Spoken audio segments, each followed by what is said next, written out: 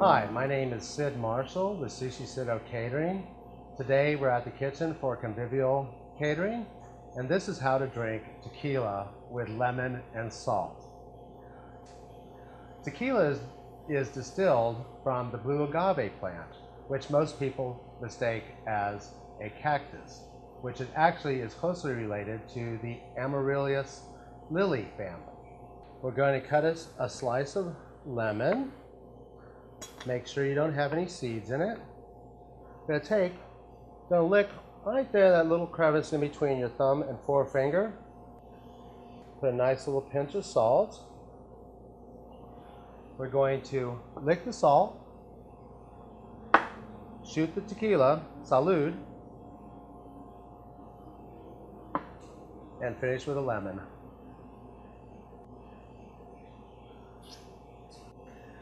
And that is how you drink tequila with lemon and salt.